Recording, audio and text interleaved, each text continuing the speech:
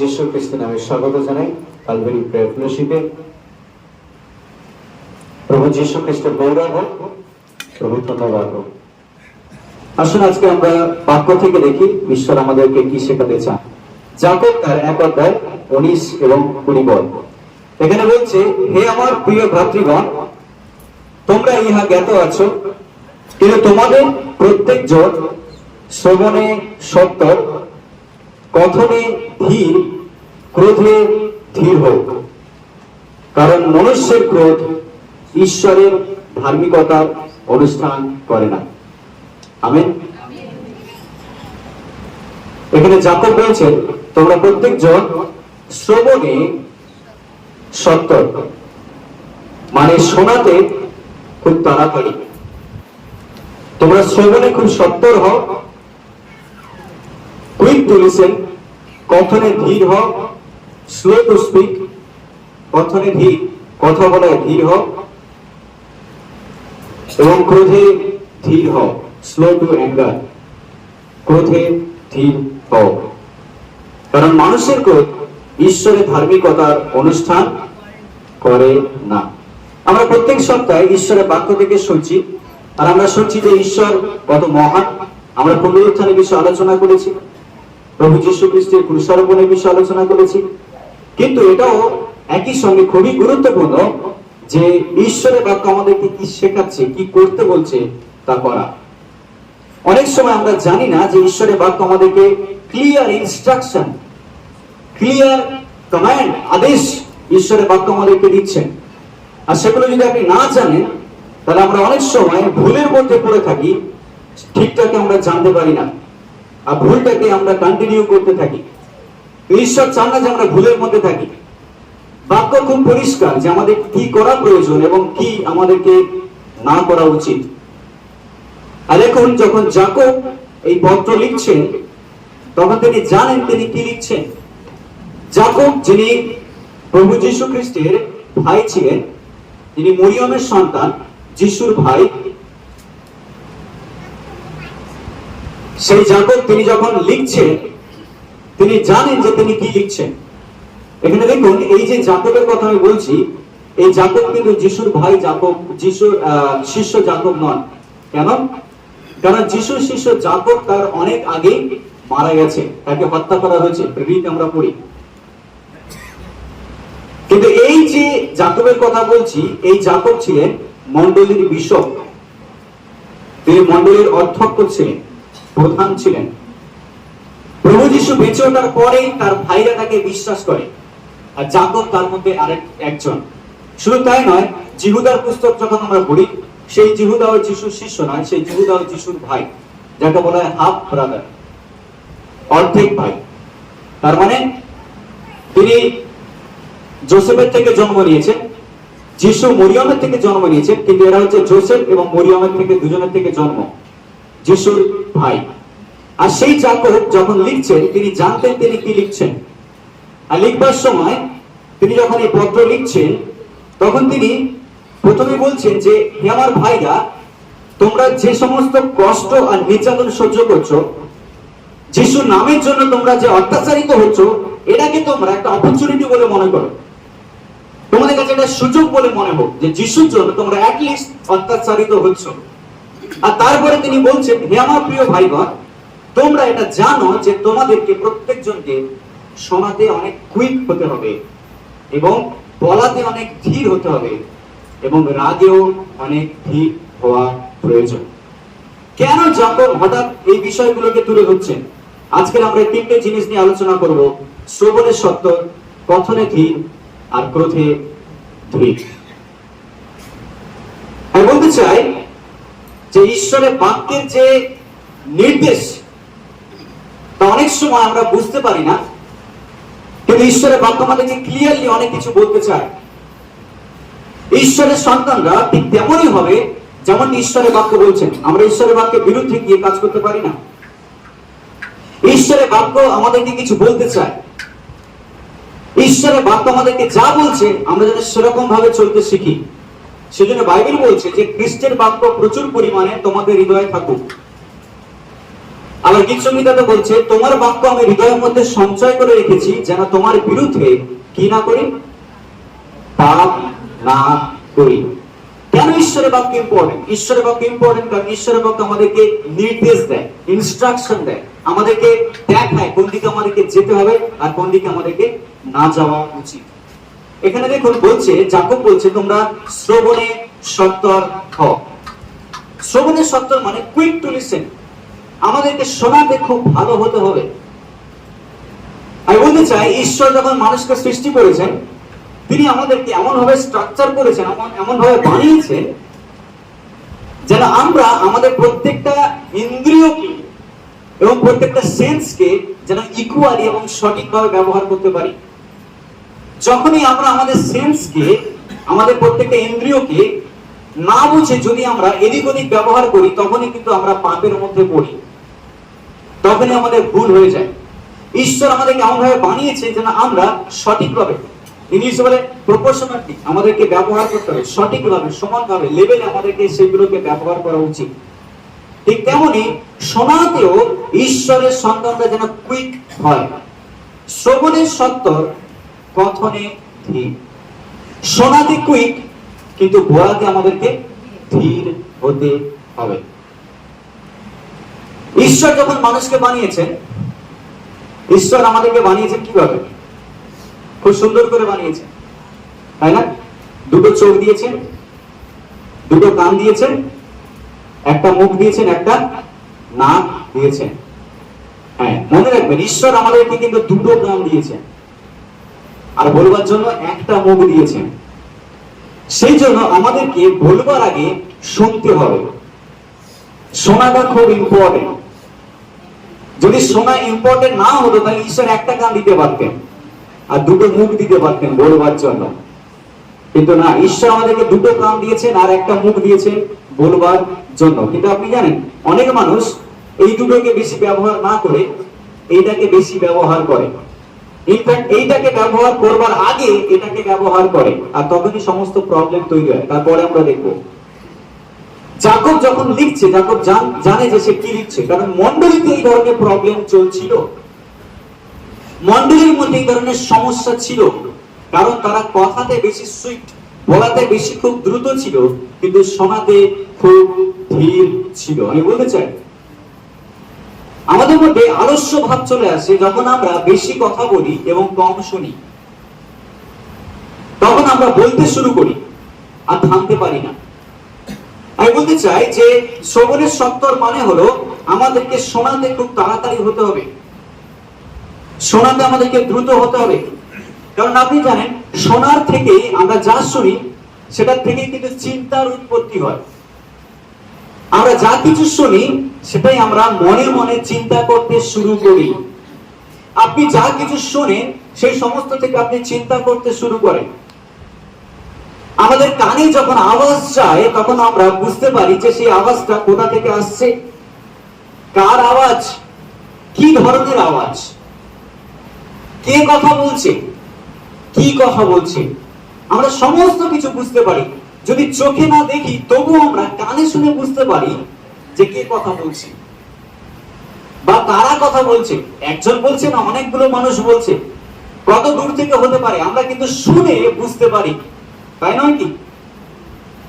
কারণ শোনার মধ্যেও একটা তারতম্য রয়েছে।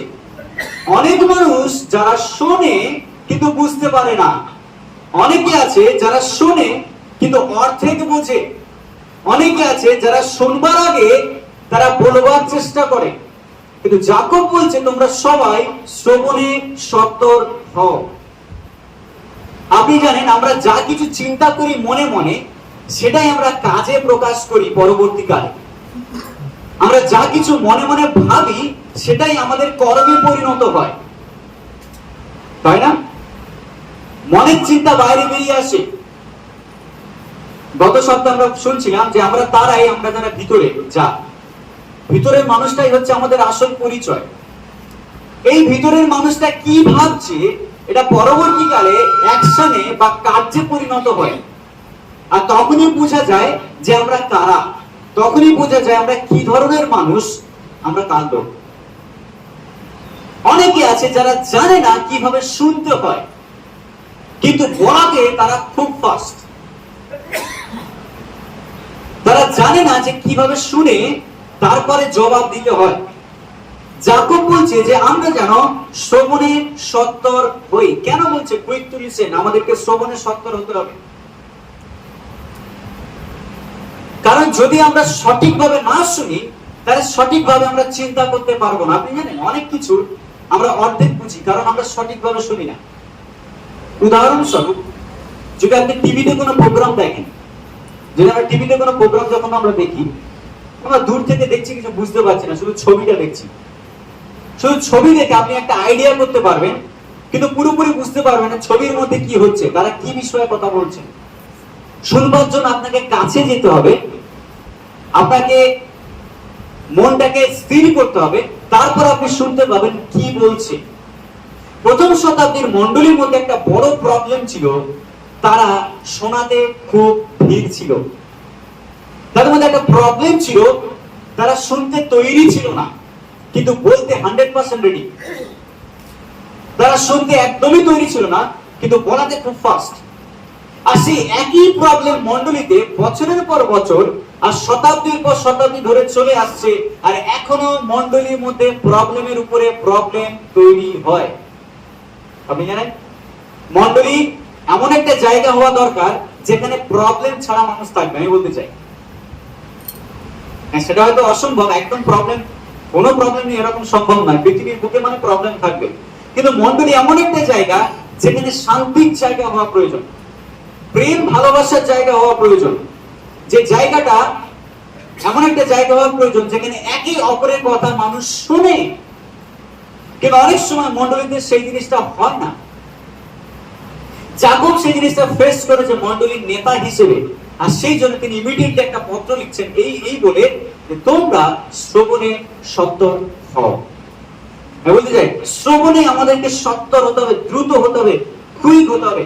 কারণ শোনার মধ্য দিয়ে কিন্তু আমরা চিন্তার উৎপত্তি, আমরা ভাবতে শুরু করি, আর আমরা যেটাই ভাবি সেটাই আমাদেরকে গড়ে তোলে। আমরা যেটা মনে মনে ভাবি সেটাই আমাদেরকে গেঁথে তোলে। যদি আমরা ভুল ভাবি তাহলে আমাদেরকে ভুল ভাবে তা গেঁথে তোলে। যদি আমরা সঠিক ভাবি তাহলে সেটা সঠিক ভাবে আমাদেরকে গেঁথে তোলে। বাইবেল বলছে কে কিভাবে ঘাঁটছে সচেতন হোক। আমি বলতে চাই, আমাদেরকে যেটা গেঁথে তোলে আমরা সেইভাবেই তৈরি হই। হয় আমরা ভালোর জন্য গেঁথে উঠি, না হয় খারাপের জন্য।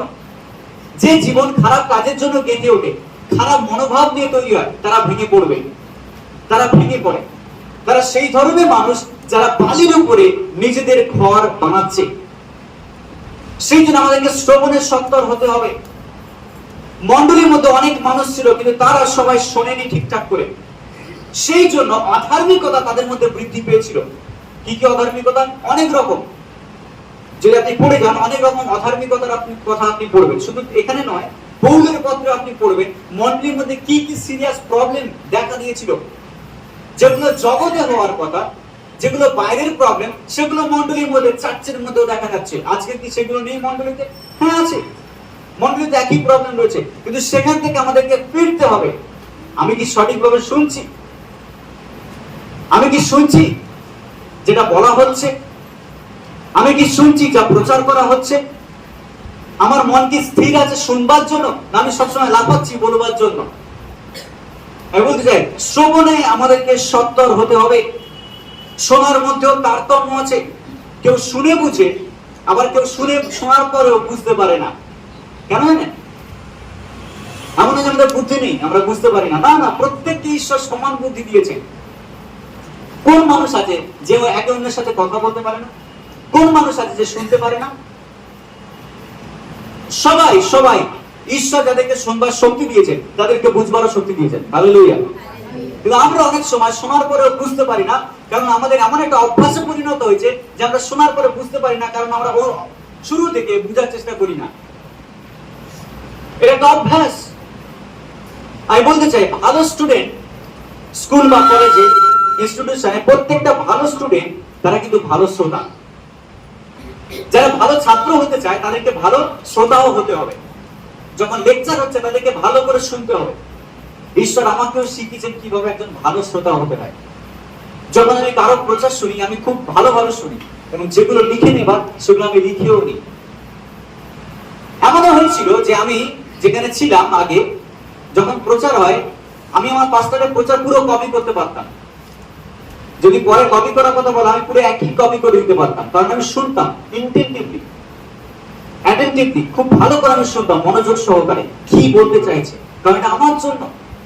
যদি আপনি মনে না করেন যেটা আমার জন্য বা যেটা বলা হচ্ছে সেটা পার্টিকুলারলি আমার জন্য বলা হচ্ছে, এটা আমাকে একটা শিক্ষা দিতে পারে, তাহলে শুনবার কোনো প্রয়োজন নেই।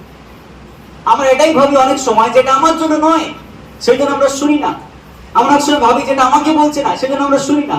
অনেকে আমরা ভাবি যেটা এটা আমার জন্য নয়, আমি এক্সেপশন, আমি ব্যতিক্রম, এটা আমার জন্য, এটা আর সবার জন্য, আমার জন্য নয়। কিন্তু না, মণ্ডলীতে প্রত্যেকটা কথা সবার জন্য, প্রচার সবার জন্য। শুধু তাই নয়, যখন আমরা একে অন্যের সাথে কথা বলি, প্রশ্ন এটাই, আমরা কি একে অন্যের কথাকে শুনছি? আপনি জানেন সম্মান লুকিয়ে আছে কিন্তু শোনার মতো নিয়ে। যখন কেউ কারোর সঙ্গে কথা বলছে, শুধু মণ্ডলীর মধ্যে নয়, যখন আমি বাইরে যাচ্ছি তখনও কি আমি অন্যের কথা শুনছি? যদি কেউ আমার সাথে বসে, আমি কি তার কথা শুনছি? যদি কারোর সঙ্গে পথে চলছে, সে কিছু বলতে চাইছে, আমি কি তার কথা শুনছি? শোনা খুব ইম্পর্টেন্ট। যদি আমি শুধু বলতে শুরু করি আর তাকে বলতে না দিই, তাহলে আপনি জানেন যে সে কি বলতে চাইছে আমি বুঝতে চাইনি, আর আমি কি বলতে চাইছি আমি তার উপরে জোর করে আমার বক্তব্যকে চাপিয়ে দিচ্ছি, আর সেও বুঝতে পারছে না। অ্যাকচুয়ালি আমরা যে কথোপকথন করছি তার মধ্যে কোনো মাইনে রাখে না, কোনো ভ্যালু থাকবে না, তার পুরোটাই ব্যর্থ হবে। যখন আমরা বাইরে যাই, যখন আমরা ভেতরে বাড়িতে থাকি বা মণ্ডলীতে যাই, যখন কেউ আমার সঙ্গে কথা বলছে, আমি কি তার কথা শুনতে তৈরি আছি, না শুধু আমি আমার বক্তব্য লোককে বলতে শুরু করি, আমার দুঃখের কথা, আমার কষ্টের কথা। বাইবেল বলছে শ্রবণে আমাদেরকে সত্য। যদি আমি ঠিকঠাক শুনি, তাহলে কিন্তু আমি ঠিকঠাক জবাব দিতে পারবো। ঈশ্বর কেন অনেক সময় আমাদেরকে ব্যবহার করে না? কারণ আমরা বলতে পারি না। কেন বলতে পারি না? কারণ আমরা ভালো করে শুনি না।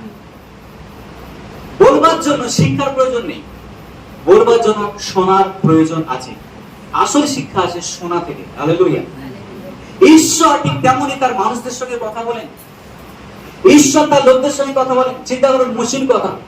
মোশি যখন সিনাই পর্বতে ছিল 40 দিন, আমি জানি না মোশি কতগুলো কথা বলেছে।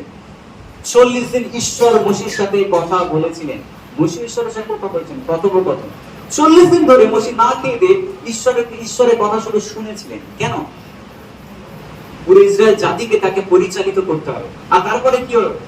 সিনাই পর্বত থেকে নেমে আসার পরে যে ইসরায়েল জাতিকে 40 বছর ধরে মরুভূমিতে চালিয়ে যায়, সেই ইসরায়েলকে আরো 40 বছর মোশি চালানোর চেষ্টা করেছিল। সেই মোশি ইসরায়েল জাতিকে স্টাবলিশ করে দিয়েছিল। তারপরে ইনফ্যাক্ট মরুভূমিতে মোশির মৃত্যু হয়, কিন্তু মোশি শুনবার পরে ঈশ্বরের থেকে, তারপরে মোশি আসলে ইসরায়েল জাতির সঙ্গে সঠিক কথা বলতে পেরেছিল। মোশি নিজে থেকে কিছুই করতে পারতো না, তার বুদ্ধি নেই। সে বলছে আমি একজন মূর্খ, যদিও সে মূর্খ নয়। ইজিপ্সীয়দের শিক্ষা, মিশরের শিক্ষা সে শিক্ষিত হয়েছিল। মোশি বলছে আমি তোতলা, আমি বলতে পারি না। কিন্তু ঈশ্বর তাকে যখন শিখিয়েছেন, তখন মোশি বলতে সক্ষম হয়েছিল। যখন আমরা ঈশ্বরের কথাও শুনি, তখন আমাদেরকে অ্যাটেনটিভলি শুনতে হবে ঈশ্বর আমাকে কি বলতে চাইছেন। আর অনেক কিছু আমাদেরকে বিজি রাখে, তার মধ্যে একটা হচ্ছে মোবাইল। এই মোবাইল আমাদেরকে এত ব্যস্ত রাখে যে অন্যের কথা আমরা শুনতে ভুলে যাই। কে কি বলছে অনেক সময় যখন আমরা মোবাইল ঘাঁটতে থাকি কারোর সামনে বসে, তখন এটাই বোঝাই যে মোবাইলটা বেশি ইম্পর্টেন্ট সেই লোকটার থেকে। আমি সবাইকে ইনক্লুড করি, ছোট থেকে বড় সবাইকে, কারণ সবাই শুনছে এখানে। আপনি সারা বছর কি শিখেছেন? ইনফ্যাক্ট আপনি যদি উত্তর দিতে পারেন, আমি যে প্রশ্নগুলো বলছি সেটাই প্রমাণ করে যে আপনি কতটা শুনছেন, আর যেটা শুনছেন সেটা মনে রাখছেন কিনা। অনেক প্রচার এখানে হতে পারে, কিন্তু যদি প্রচার আপনার হৃদয় না গেঁথে থাকে, পুরো প্রচার বলছি না, 30 মিনিটের প্রচারের কথা বলছি না, প্রচারের থেকে আপনি একটা দুটো পয়েন্ট আপনি কি শিখেছেন সেটাই কিন্তু জীবন পরিবর্তন করবে। হালেলুয়া। জীবন পরিবর্তন 30 মিনিটে পুরো প্রচার করে না, জীবন পরিবর্তন 2-1টা পয়েন্ট করে আমাদের জীবনে। যেখানে ঈশ্বর আমাদেরকে আঘাত করেন, যে জায়গায় ঈশ্বর আমাদেরকে দাগ কেটে যান আমাদের হৃদয়ে ঈশ্বরের কথা, যে জায়গায় ঈশ্বর আমাদেরকে শেখান যে এখানে তুমি দুর্বল আছে না, তোমাকে সফল হতে হবে, সেই জায়গায় আমরা পরিবর্তন হতে পারি। আপনি কতটা পরিবর্তন হয়েছে সেটা নির্ভর করে আপনি কতটা ঈশ্বরের বাক্যকে গুরুত্ব দিচ্ছেন। প্রথম শতাব্দীতে তারা মণ্ডলীতে আসতে ভিড় করে, কিন্তু ঈশ্বরের বাক্য শোনার প্রতি তাদের কোনো আগ্রহ ছিল না। অনেক সময় লোকে ভাবে আমি তো খ্রিস্টান, আমি তো আর গিয়ে হিন্দু হতে পারবো না, বর্ণাশ্রমে যেতে পারবো না, সেই জন্য আমি চার্চে আছি কোনো প্রকারে ধরে রাখার জন্য, যদি মারা যাওয়ার পর কবর না দেয় আমাকে। এটার জন্য আমরা মণ্ডলীতে আসি না প্রিয় বিশ্বাসী, ঈশ্বরের বাক্য শুনবার জন্য আমরা আসি। ঈশ্বরের বাক্য আমাদেরকে পরিবর্তন করে। এখানে বলছে সেই জন্য শ্রবণে তোমরা কি হও? সত্তর। Quick to listen, quick to listen. একটা কথা যদি দুবার রিপিট করতে হয় তবু আমরা রিপিট করতে তৈরি আছি। আপনার যদি মনে হয় আপনি বুঝতে পারছেন, আপনি বলবেন রিপিট করার কথা, কিন্তু আমাকে বুঝতে হবে সেই কথাগুলো। Quick to listen.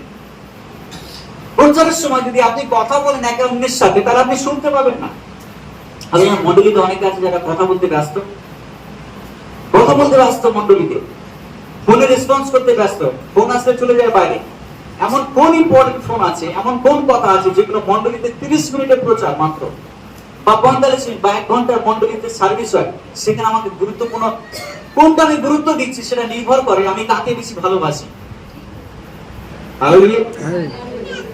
কোনটা আমি গুরুত্ব দিচ্ছি সেটাই বলে দেয় আমি কাকে বেশি ভালোবাসি। 3 ঘন্টা টিভি আমি কি করে দেখতে পাই যদি টিভিকে না ভালোবাসি? 4 ঘন্টা মোবাইল, তাই না? সেখান থেকে বেরিয়ে আসা খুব কঠিন। এখন মোবাইলে ঢুকে গেলে ফেসবুকে বেরিয়ে আসা খুব কঠিন। আপনি স্ক্রল ডাউন করে যাচ্ছেন, স্ক্রল ডাউন করে যাচ্ছেন, একের পর এক ভিডিও, একের পর এক ছবি, একের পর এক সমস্ত কিছু। সময় কিভাবে আমরা সময় দিচ্ছি আমরা নিজেরা বুঝতে পারছি না। ইনফ্যাক্ট সময় আমরা দিচ্ছি না, আমাদের থেকে কেড়ে নেওয়া হচ্ছে। সময় আমাদের থেকে কেড়ে নিচ্ছে কেউ। সেজন্য বাইবেল বলছে তুমি চালাক হও, চতুর হও, সময়কে তুমি কিনে নাও। সময়কে কি করো? সময়কে কি করো? কিনে নাও। কেন কিনে নাও মানে কি? কিনতে গেলে কি দিতে হবে? কিনতে গেলে কি দিতে হয়? মূল্য। কি দিতে হয়? মূল্য দিয়েও তুমি সময়কে কিনে নাও। সেজন্য আমাদেরকে শ্রবণে সত্তর হতে হবে। ঈশ্বরের বাক্য শোনায় আমাদেরকে সত্তর হতে হবে। আপনি জানেন বাইবেলের বিভিন্ন জায়গায় প্রকাশিত বাক্যে বিশেষ করে সেখানে বলছে শুনুন, যার কান আছে সে শুনুন আত্মা মণ্ডলীগণকে কি বলছে। আমি বলতে চাই অনেকের এই 2 কান আছে, কিন্তু অনেকের এই হৃদয়ের কান নেই। ঢোকে এখান থেকে, বেরিয়ে যায় এখান থেকে, অথবা মাথার উপর দিয়ে চলে যায়। কিন্তু বাইবেল আমাদেরকে বলছে পবিত্র আত্মা আমাদের সাথে কথা বলতে চান। পবিত্র আত্মা কথা বলছেন আমাদের সাথে। যার কান আছে সে শুনুক। আমি বলতে চাই যুবক যুবতী থেকে শুরু করে বয়স্ক প্রত্যেকে শুনুক ঈশ্বরের বাক্য কি বলছে। ঈশ্বর ব্যবহার করতে চান আপনাদেরকে, ঈশ্বর ইউজ করতে চান আপনাদেরকে। কারণ এখনো ভবিষ্যৎ বাণী পূর্ণ হতে চলেছে, প্রফেসি ফুলফিল হতে চলেছে। জোয়েল ভাগবতী পুস্তকে লেখা রয়েছে যে কথাগুলো সেগুলো পূর্ণ হতে চলেছে। যুবকেরা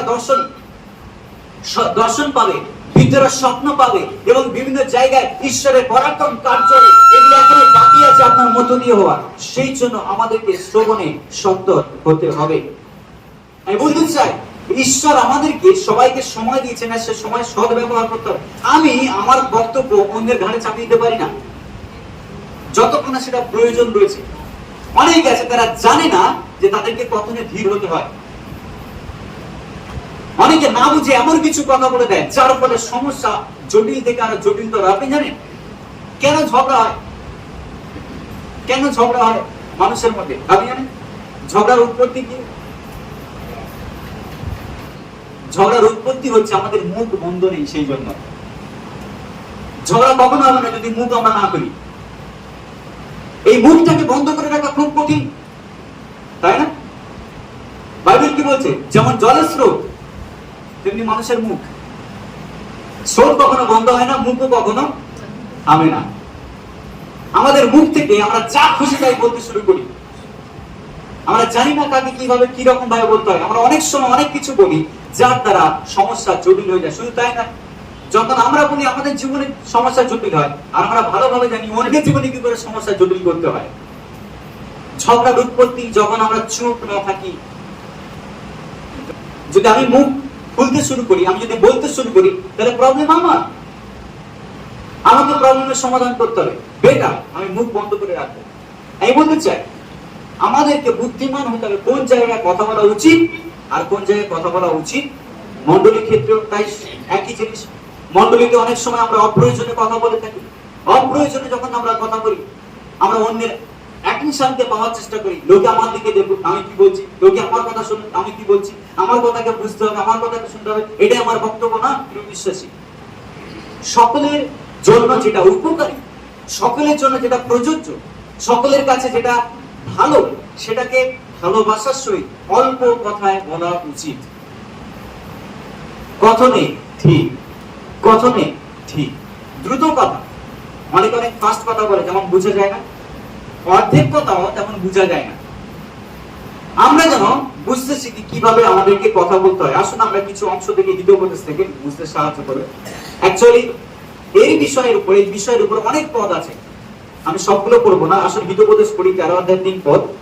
যে মুখ সাবধানে রাখে সে প্রাণ রক্ষা করে। যে মুখ সাবধানে রাখে সে প্রাণ রক্ষা করে। তারপরে যে অস্ত্রাধার খুলিয়ে দেয় তার সর্বনাশ হয়। যে অস্ত্রাধার খুলিয়ে দেয়, অস্ত্রাধার মানে মুখ, যে অস্ত্রাধার খুলিয়ে দেয় তাহার সর্বনাশ হয়। কোন প্রেক্ষাপটে বলছে এই কথা? ঝগড়া, দ্বন্দ্ব, ঝামেলা। যে মুখ সাবধানে রাখে ঝামেলার সময় সে প্রাণ। অনেক ক্ষেত্রে উদাহরণস্বরূপ আমি বলছি, ফলস টেস্টিমনি দেওয়া, ভুল সাক্ষ্য, বা বিচারাসনে গিয়ে কাঠগড়ায় দাঁড়িয়ে মিথ্যে সাক্ষ্য দেওয়া। মিথ্যে সাক্ষ্য কথা বলা যায় না, 10 সাক্ষ্য তুমি মিথ্যে সাক্ষ্য দেওয়া না। এখানে কি বলছে? যে মুখ সাবধানে রাখে সে প্রাণ, নিজের প্রাণ রক্ষা করে, অন্যের প্রাণ রক্ষা করে। যে অস্ত্রাধার খুলে দেয় তাহার সর্বনাশ হয়।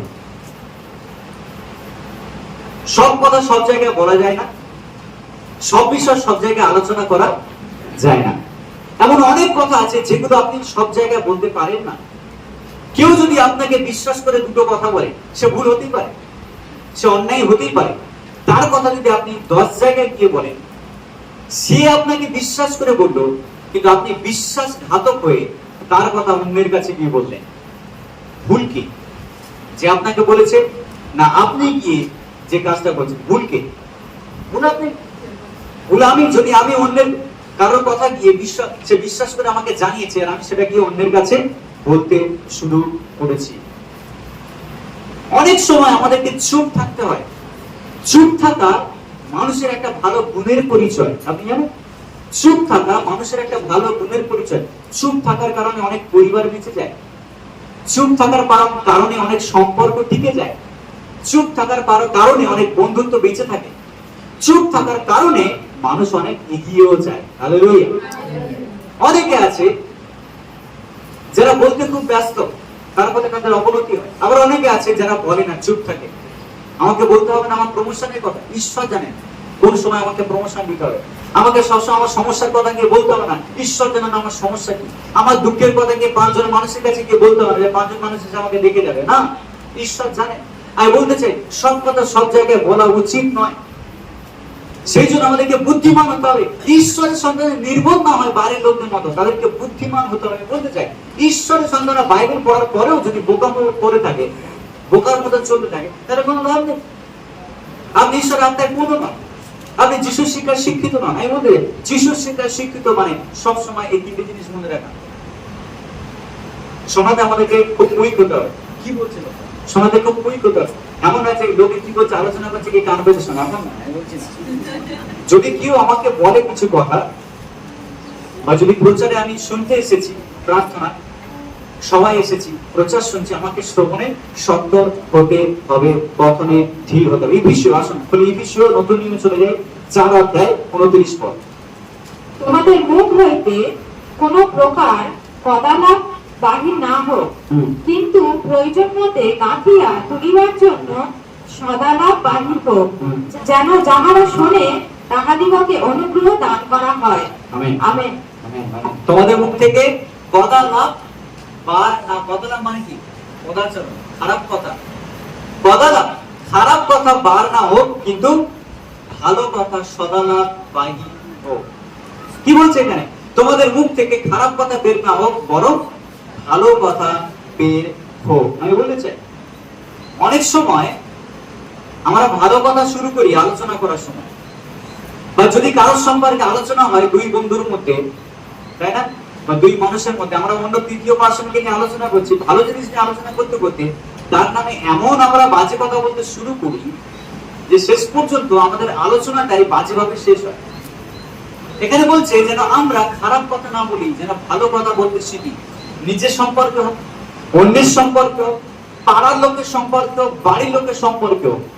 কিন্তু দুঃখের বিষয় এমন অনেক মানুষ আছে যারা নিজের বাড়ির লোকদের সম্পর্কে বাইরে গিয়ে বাজে বাজে কথা বলে। কতটা অধঃপতন। সেই জন্য এখানে পৌল বলছে যে তোমাদের মুখ থেকে খারাপ কথা বের না হোক, সবসময় যেন ভালো কথা বের হয়। যদি প্রশংসা দিয়ে আমরা শুরু করি, প্রশংসা দিয়ে যেন শেষ করি, তাই না, দুর্নাম দিয়ে যেন আমরা শেষ না করি। আবার কলসীয়তে চলে যাই খুব তাড়াতাড়ি, কলসীয় 4:6 পদ, এগুলো খুব ইম্পর্টেন্ট। তোমাদের বাক্য সর্বদা অনুগ্রহ সন্ত হোক, লবণে আশ্বাসযুক্ত হোক, কাউকে কেমন উত্তর দিতে হয় তাহা যেন তোমরা জানতে পারো। Amen amen. তোমাদের বাক্য কি হোক? সর্বদাই অনুগ্রহযুক্ত হোক। শুনুন, তোমাদের বাক্য সবসময় অনুগ্রহযুক্ত হোক, লবণে স্বাদযুক্ত হোক, কাকে কেমন উত্তর দিতে হয় তা যেন তোমরা জানতে। তোমাদের বাক্য অনুগ্রহযুক্ত হোক। আমি বলতে চাই অনেক সময় আমাদের বাক্য তীরের মতো,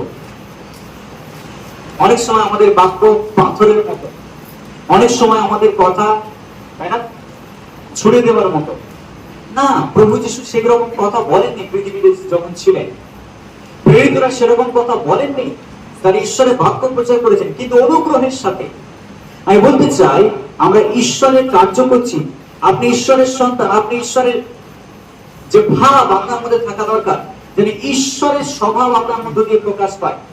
আমাদের ভেতর দিয়ে এমন কোনো কথা না বেরোক যেটা অন্যের জীবনকে আঘাত করে, বিশ্বাসযুক্ত করে। আমাদের কথা কিরকম হওয়া দরকার? লবণের মতো স্বাদযুক্ত, তাই না? তরকারিতে যখন লবণ দেওয়া হয়, তরকারির স্বাদ কি হয়? চেঞ্জ হয়ে যায়। যদি লবণ না দিয়ে খাওয়া যায়, বিশ্বাস, লবণ না দিয়ে যদি খাওয়া যায়, কারো জীবন যদি লবণ বিহীন হয়, তাহলে আপনি হচ্ছেন নুন, আপনি হচ্ছেন লবণ। আপনি তার জীবনে যখন আসবেন, আপনি যখন তার জীবনে কথা বলবেন, আমরা যখন তার সঙ্গে মিশবো, তখন তার জীবন যেন লবণযুক্ত হয়, লবণহীন যেন না হয়, যেন তার জীবন স্বাদযুক্ত হয়। আমরা এমন হব যেন তার জীবনে আনন্দ ফিরে আসে, তার জীবনে শান্তি আসে, তারা সে যেন গেঁথে ওঠে, সে যেন গড়ে ওঠে। সবকিছু শোনার পরে দুঃখ পেয়ে মাথা নত করে, ইস আমাকে এরকম কথা বললো, ইস আমি ভুলের মধ্যে রয়েছি, আমাকে এত খারাপ ভাবে বললো, এরকম যেন না হয়। হ্যাঁ, সে ভুল করতেই পারে, তার ভুল ঈশ্বর দেখছে। প্রভু যিশু এসেছেন ভুলকে সংশোধন করবার জন্য, চর মারার জন্য নয়। কিন্তু আমরা এমন ভাবে কথা বলি অনেক সময় যেন প্রয়োজন হলে আমি তাকে মেরেও দেবো না। প্রিয় বিশ্বাসী, এমন ভাবে কথা বলা উচিত নয়। ঈশ্বরের সন্তানদের কথা যেন অনুগ্রহযুক্ত হয়, স্বাদযুক্ত হয়। এখানে বলছে কাকে কেমন উত্তর দিতে হয় তা যেন তোমরা জানতে পারো। এমনকি শত্রুকেও কিভাবে উত্তর দিতে হয় তা যেন তোমরা জানতে পারো। কি করে জানবে? সেভাবে উত্তর দিতে হবে আমাদেরকে, তাই না? সেভাবে মুখ খুলতে হবে আমাদেরকে, কিভাবে কাকে কেমন উত্তর দিতে হয়। 3 নম্বর পয়েন্ট চলে আসি আমরা, যাকব 1:19। 3 নম্বর পয়েন্ট, শ্রবণে সত্তর, কথনে ধীর। 3 নম্বর, ক্রোধে। ক্রোধ মানে কি? ক্রোধ মানে কি? রাগ। ক্রোধ এমন একটা জিনিস যেটাকে আমাদেরকে নিয়ন্ত্রণে রাখতে হবে। ক্রোধ এমন একটা জিনিস যেটাকে আমাদেরকে বশে রাখতে হবে। প্রত্যেক মানুষের মধ্যে ক্রোধ আছে, কারণ আমাদের হিউম্যান নেচারের মধ্যে ক্রোধ আছে, আমাদের মধ্যে রাগ আছে। ওকে, এটা স্বাভাবিক। প্রত্যেক মানুষের মধ্যে যেমন ভালোবাসা আছে, প্রত্যেক মানুষের মধ্যে রাগ আছে। কিন্তু আমার রাগ আমি কেমন ভাবে দেখাচ্ছি তার উপর নির্ভর করে আমি পাপ করছি, আমি ভালো কাজ করছি। আমি বলতে চাই ক্রোধে আমাদেরকে ধীর হতে হবে। বাইবেল বলছে তুমি ক্রোধ করো না, বাইবেল বলছে ক্রোধে তুমি ধীর হও। তার মানে কি? আশুক্রোধী হয়ে না, হঠাৎ রেগে যেও না, রেগে গিয়ে কাউকে মারতে যেও না, রেগে গিয়ে কাউকে গালাগাল করো না, রেগে গিয়ে কাউকে তুমি আঘাত করো না। এমন ভাবে আমাদেরকে রাগ দেখাতে হবে যেন আমি ঈশ্বরের সন্তান, এটা প্রমাণিত হয়। হালেলুয়া। প্রত্যেক মানুষের মধ্যে রাগ আছে, কিন্তু রাগকে কিভাবে আমরা দেখাচ্ছি, কিভাবে নিয়ন্ত্রণে রেখেছি। ইনফ্যাক্ট রাগকে দেখানো থেকে নিয়ন্ত্রণ করাটা সবথেকে বড় ইম্পর্টেন্ট বিষয়। হালেলুয়া। পৃথিবীতে বলতে চাই যত রকম খারাপ কাজ আছে, যেটা গোমলদা বলছিল, হ্যাঁ, পৃথিবীতে যত রকম খারাপ কাজ আছে, মন্দ বিষয় রয়েছে, সমস্ত কিছুর উৎপত্তি হচ্ছে এই রাগ থেকে। সমস্ত উৎপত্তি কি দেবে? রাগ থেকে। প্রতিশোধ করবার মানসিকতা মানুষকে খুন করতে নিয়ে যায়। প্রতিশোধ নেবার মানসিকতা মানুষকে উপর থেকে নিচে নামায়। আমি বলতে চাই রাগ এমন একটা জিনিস যেটা আপনি জানেন, যখন আমরা রাগ করি এবং রাগের বশবর্তী হয়ে কিছু করি, এই রাগ অন্য কাউকে ধ্বংস করবার আগে নিজেকে ধ্বংস করে, জানেন তো? আমি রেগে গেছি, দরকার মেরে দেবো, শেষ করে দেবো। আপনি জানেন কাউকে মারবার আগে আপনি নিজে অ্যাকচুয়ালি নিজেকে মারছেন। রাগ এমন একটা জিনিস আমাদের আত্মাকে হত্যা করে, আমাদের মধ্যে যে চেতনা আছে সেটাকে হত্যা করে। রাগ এমন একটা জিনিস আমাদের মধ্যে যে মানবিকতা আছে সেটাকে হত্যা করে। রাগ এমন একটা জিনিস যেটা আমাদেরকে ঈশ্বরের পথে বাঁধতে দেয় না, আমাদের ঈশ্বর থেকে দূরে রাখে। কারণ ঈশ্বরের স্বভাবের বিরুদ্ধে এটা রাগ। হ্যাঁ, ঈশ্বর রাগ করেছেন। হ্যাঁ, ঈশ্বরের রাগ করেছেন। পরে প্রভু যিশু রাগ করেছিলেন। কিন্তু বাইবেল বলছে যে আমাদের ঈশ্বর তিনি ক্রোধে ধীর, তিনি ক্রোধে খুব ফাস্ট নন, ক্রোধে ধীর, তিনি ধীরে ধীরে ক্রোধ করেন, কিন্তু দয়াতে হালেলুয়া। দয়া এটাই হচ্ছে ঈশ্বরের সঙ্গে ক্যারেক্টার হওয়া প্রয়োজন। ক্রোধে আমি ধীর, আমি অত তাড়াতাড়ি ক্রোধ করি না, কিন্তু দয়া আমি বেশি দেখাই, দয়াতে মহান। আর এটাই হচ্ছে ঈশ্বরের সন্তানদের ক্যারেক্টার হওয়া প্রয়োজন। কেন যাকব বলছে তোমাদেরকে ক্রোধে ধীর হতে হবে। পৃথিবীতে যত খারাপ কাজ হয়, মানুষ ক্রোধের বশবর্তী হয়ে সেই সমস্ত খারাপ কাজগুলো করে থাকে। গীত সংহিতা 37:8 সেখানে বলছে, গীত সংহিতা 37:8 পড়বেন, সেখানে বলছে ক্রোধ হইতে নিবৃত হও। শুনুন কি বলছে, ক্রোধ থেকে নিজেকে দূরে রাখো, রাগ থেকে নিজেকে দূরে রাখো, কোপ ত্যাগ করো। কোপ মানে হিংসা, ত্যাগ করো। রুষ্ট হইও না। রুষ্ট জানেন তো, দাঁত খিচিয়ে রুষ্ট, এটা বলে রুষ্ট হইলে কেবল দুষ্কার্য করিবে। রাগ করো না, ক্রোধ করো না, ক্রোধ থেকে নিবৃত হও, ক্রোধ ত্যাগ করো, রুষ্ট হয় না, বলে কি করবে? দুষ্কার্য করবে। রাগ কি উৎপন্ন করে? ভালো কাজ। কি উৎপন্ন করে? ভালো কাজ। মন্দ কাজ। রাগ মন্দ কাজ উৎপন্ন করে। আপনি জানেন আপনার ফেস চেঞ্জ হয়ে যায় যখন আপনি রাগ করেন। আমাদের ফেস চেঞ্জ হয়ে যায় যখন আমরা রাগ করি। আপনি জানেন আমাদের ফেস যখন আমরা হাসি, যখন আমরা ভালোবাসি, আমাদের ফেস ঈশ্বরের মতো। যখন আমরা রাগ করি আমাদের ফেস চোখ শয়তানের মতো। এই ফেস, একই ফেস পুরো শয়তানকে দেখা যাবে আমাদের ফেস, জানেন তো? যখন আমরা রাগ করি চোখ লাল হয়ে যায় আমাদের, যখন আমরা রাগ করি মুখ খিচাই, আমরা দাঁত খিচাই, শয়তানের মতো হয়ে যাই আমরা যখন রাগ করি। সেই জন্য বাইবেল বলছে তুমি রাগকে নিয়ন্ত্রণ করো। অনেক কিছু হয় জীবনে, অনেক রকম ঘটনা ঘটে জীবনে, অনেক কিছু আমাদেরকে বলতে হয়, কিন্তু সমস্ত কিছুর মধ্যে যেন রাগকে আমরা প্রশমিত করতে পারি। এটাই হচ্ছে ঈশ্বরের সন্তানদের খুব হাইলি ক্যারেক্টার, অনেক বড় চরিত্র, নোবেল ক্যারেক্টার এটা। প্রভু যিশু রাগ করেছিলেন। যিশুর কথা আছে, যিশু রাগ করেছেন। তিনি রাগ করে কি করেছেন আমরা সবাই জানি। কি করেছেন? মন্দিরে কি করেছেন? গিয়ে তিনি একটা দড়ি দিয়ে কি বানিয়ে, চাউল বানিয়ে কি করেছেন? সমস্ত যারা ব্যবসায়ী বিজনেস করছিল তাদের সবাইকে মেরে মেরে বার করেছেন। তিনি রাগ করেছেন, কিন্তু তার রাগ হচ্ছে, এটাকে কি বলে? এই রাগ কি বলে? পবিত্র রাগ। এটাকে কি বলে? পবিত্র রাগ, হোলি অ্যাঙ্গার। ওই ঈশ্বর কখনো ইভিল অ্যাঙ্গার করে না, মন্দ রাগ করে না, তিনি পবিত্র রাগ করেন। তার রাগ করবার কারণ এটাই যে ঈশ্বরের মন্দিরে আরাধনা হওয়া দরকার, কিন্তু ঈশ্বরের মন্দিরে বিজনেস হচ্ছে। তিনি একই জিনিস আজও আমাদের প্রতি করেন। যখন আমাদের ভিতরে বিজনেস হয়, তাই না? এই মন্দিরে যখন খারাপ কাজ হয়, এই মন্দিরে যখন নেশা হয়, এই মন্দিরে যখন মন্দ বিষয় ঢোকে, এই মন্দিরে যখন মন্দ চিন্তা হয়, তখন যীশু খ্রিস্ট রাগ করেন। আর তিনি আমাদের ভিতর থেকে সমস্ত মন্দকে কি করতে চান? যদি তিনি রাগ না করতেন, হোলি অ্যাঙ্গার, পবিত্র রাগ যদি তার মধ্যে না থাকতো, তিনি আমাদের ভিতর থেকে মন্দ জিনিসকে বের করতেন। প্রভু যিশু রাগ করেছেন, কিন্তু তার রাগ করবার কারণ ছিল। আর তিনি রাগের বশবর্তী হয়ে কাউকে মেরে দেননি। তিনি কিন্তু কি করেছেন? কাউকে মেরেছেন দেখা আছে না, তিনি কাউকে আঘাত করেনি। তিনি কি করেছেন? গরু ছাগল এই সমস্ত কিছুকে তাড়িয়ে দিয়েছেন। আর কি করেছেন? টেবিল যত ছিল সেগুলো উল্টে ফেলেছেন। কারণ তিনি যদি না করতেন এই জিনিসগুলো, তারা সেখানে বসে থাকতো। যিশু যদি বলে চলে যেতেন, এই চলে যাওয়ার সময় এখান থেকে, আর তিনি যদি চলে যেতেন, এসে দেখতেন সে একই বিজনেস হচ্ছে, সেই জন্য তিনি কি করেছেন, সবকিছু তুলে ফেলে দিয়েছেন। হোলি অ্যাঙ্গার, পবিত্র রাগ আমাদেরও প্রয়োজন। বাইবেল এই কথা বলছে যে তুমি যখন রাগ করো, তোমার রাগের, যখন তুমি রেগে যাও, ক্রুদ্ধ হলেও সূর্য অস্ত যাওয়ার আগে কি করো, তোমার রাগ শান্ত হয়ে যায়। তুমি রাগ করলেও পাপ করো না, এপিসোডে বলছে রাগ করলেও কি করো না, পাপ করো না, সূর্য অস্ত যাওয়ার আগে তোমার রাগ শান্ত হোক। আর তারপর বলছে, শুনবেন এপিসোড 4:26-27, তারপর কি বলছে শুনুন। তারপর বলছে দিয়াবলকে স্থান দিও না। খুব ইম্পর্টেন্ট, মনে রাখবেন। তুমি ক্রুদ্ধ হলেও পাপ করো না, সূর্য অস্ত যাওয়ার আগে তোমার রাগ শান্ত হোক। আর তারপরে বলছে দিয়াবলকে স্থান দিও না।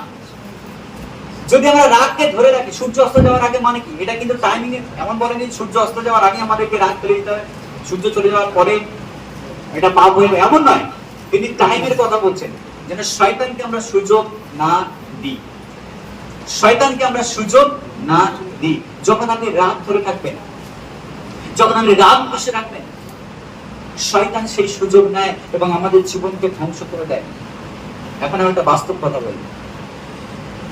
এমন অনেক মানুষ আছে, হয়তো তাদের কারোর সঙ্গে ঝগড়া হয়েছে, হয়তো কারোর সঙ্গে মনোমালিন্য হয়েছে। আপনি জানেন, সেই মনোমালিন্য তারা জীবনের শেষ দিন পর্যন্ত বজায় রাখতে চায়, শেষ দিন পর্যন্ত। এমনকি তারা মুখে বলে, যতদিন বেঁচে থাকবো কথা বলবো না, মুখ দেখবো না, মেনে নেবো না। আপনি জানেন এটা ঈশ্বর থেকে, এটা ঈশ্বর থেকে। এখানে বলছে এই পদের উপর আমি আলোচনা করি, দিয়াবলকে স্থান দিও না যতক্ষণ সময় আছে। বাইবেল কি বলছে, যখন তোমরা ঝগড়া হয়, যখন তোমরা বিচারকের কাছে যাও, পথে যাবার আগে মীমাংসা করে, পথে যাবার আগে, ওখানে পৌঁছানোর আগে কি করো, মীমাংসা করে নাও। কি জানি সেখানে গেলে হয়তো তুমি দোষী হবে, তোমাকে কোথায় ফেলে দেওয়া হবে, জেলের মধ্যে বন্দী করে রাখা হবে। আমি বলতে চাই, এটা প্রভু যীশু একটা উদাহরণ দেখিয়েছেন। যদি আমরা এই পৃথিবীর মুখে ক্ষমা করতে না পারি, স্বর্গে খুব ডিফিকাল্ট আছে প্রবেশ করা। সেই জন্য বাইবেল বলছে, যদি তুমি ক্ষমা করো তবে তুমি ক্ষমা। আমি ক্ষমা করব না, আমি ওর মুখ দেখবো না, আমি যতই বেঁচে থাকার সময় কথা বলবো না, এটা কি ক্ষমা করা? না, আপনি ক্ষমা করতে পারেননি। আমি বলতে চাই, মনে মনে ক্ষমা করে নিন, বারবার বলুন, হ্যাঁ আমি কথা বলতে চাই, বারবার মানে আমি সংশোধন করতে চাই। যখন আমরা পজিটিভ হবো, শয়তান তখন তার পা তুলে নেবে। শয়তান সেখানে ধরেছিল আমাদেরকে, বসেছিল সেখানে, সেখান থেকে উঠে আসবে শয়তান, বলবে এই পজিটিভ চিন্তা ভাবনা করতে শুরু করে যায়। যখন আমরা পজিটিভ হবো, বলবো না আমি ঈশ্বরের পথে চলতে চাই, আমি তো প্রভুকে বিশ্বাস করেছি, আমার তো ক্ষমা করে দেওয়া প্রয়োজন, আমার তো তাকে গ্রহণ করা প্রয়োজন। সে যতই আমাকে আঘাত করুক, সে যতই আমাকে কষ্ট দিক, সে আমার পরিবারের লোককে আঘাত করেছে, আমাকে গালি দিয়েছে, আমার প্রতি মন্দ অন্যায় করেছে, কিন্তু ঈশ্বর তো বলেছেন ক্ষমা করতে, তো আমি ক্ষমা করে দিতে চাই। যখন আমরা পজিটিভ হবো, ক্ষমা করতে চাইবো, তখন ঈশ্বরের আলো সেই জায়গায় আসবে। হালেলুয়া। শয়তান যেখানে ধরেছিল সেখান থেকে শয়তান ছেড়ে দেবে। আমি বলতে চাই, পরিস্থিতি ঈশ্বর তৈরি করবেন, মীমাংসা করবা। পরিস্থিতি আমাদেরকে তৈরি করতে হবে না। হ্যাঁ, হয়তো আপনি তার সঙ্গে গিয়ে কথা বলছেন না, ঠিক আছে, প্রার্থনা করুন, পজিটিভ হন, ঈশ্বর সুযোগ দেবে, হয়তো সেই ব্যক্তি আপনার সঙ্গে এসে কথা বলবে। হালেলুয়া। যদি কেউ আমার সঙ্গে কথা না বলে, আমি কথা বলি তাদের সাথে, আমি বলবো তাদের সাথে কথা, সে কথা বলুক আর না বলুক। হয়তো দেখলে দূর থেকে চলে যাওয়ার চেষ্টা করে, কি কেমন আছেন, ভালো আছেন তো, ভালো আছে তো, ব্যাস এতটুকু কথা। যখন আমরা বলবো কি ভালো আছো তো, কোথায় যাচ্ছ, কি করছো, সেই লোকটা জানবে যে ও আমার সঙ্গে কথা বলছে, ওদের আগে কি আছে। যে সমস্যা, যে যে যে যে প্রবলেম বছরের পর বছর, আজকের 8 বছর 10 বছর চলে আসে, আমি বলতে চাই একটা কথা সেই জায়গাটাকে পরিবর্তন করতে পারে নাকি? ঈশ্বরের সন্তানদের মুখে শুধু শক্তি নেই, ঈশ্বরের সন্তানদের চিন্তার শক্তি আছে। হালেলুয়া। যখন আমরা পজিটিভ চিন্তা করব, পজিটিভ জিনিস বেরোবে। যদি ক্ষমা করতে না পারি, কি করে ক্ষমা আশা করবো আমরা? সেই জন্য এখানে বলছে যে তুমি কথনে, শ্রবণে সত্তর, কথনে ধীর এবং ক্রোধে ধীর হও। ঈশ্বর যখন আমাদেরকে ক্ষমা করেছেন, আমরাও পারি ক্ষমা করতে। ক্রোধে আমি ধীর হতে চাই। এখানে বলছি হিতোপদেশ 15:1, হিতোপদেশ 15:1 আমি বলছি, কোমল উত্তর শুনুন, কোমল সফট অ্যান্সার, কোমল উত্তর ক্রোধ নিবারণ করে। সফট অ্যান্সার, কোমল উত্তর ক্রোধ বা রাগ নিবারণ করে। কিন্তু কটু বাক্য, কটু বাক্য মানে খারাপ কথা, কটু বাক্য কোপ উত্তেজিত করে। ভালো করে মাথায় রাখুন কি বলছে। কোমল উত্তর ক্রোধ নিবারণ করে, তাই না? কাইন্ড, খুব সফট উত্তর ক্রোধটাকে কি করে, দূর করে দেয়। কিন্তু কটু বাক্য, খারাপ কথা কোপ উত্তেজিত করে। কি করে? উত্তেজিত করে। ঝগড়া থেমে যাচ্ছিল, ঝগড়া থেমে যাচ্ছিল, প্রায় থেমে গেছে, সেখানে কি আবার এমন একটা কথা বলতো, এই ঝগড়া। কিছু কিছু মানুষ আছে তারা কেরোসিন ঢালতে পছন্দ করে, তাই না? ঝগড়া থেমে যেত, থেমে গেছে, সে জায়গায় বলবার কোনো প্রয়োজন নেই। যদি আমি ঠিক না থাকি, যদি আমি না জানি কি করে আমার মুখকে নিয়ন্ত্রণ করতে হয়, বলতে চাই প্রবলেমের উপর প্রবলেম আমার জীবনে আসবে। আমাকে সবকিছুতে উত্তর দেওয়ার দরকার নেই, লোকে বলুক, আমাকে স্থির থাকতে হবে, আমাকে স্থির থাকতে হবে। সেই জন্য যাকব লিখেছে।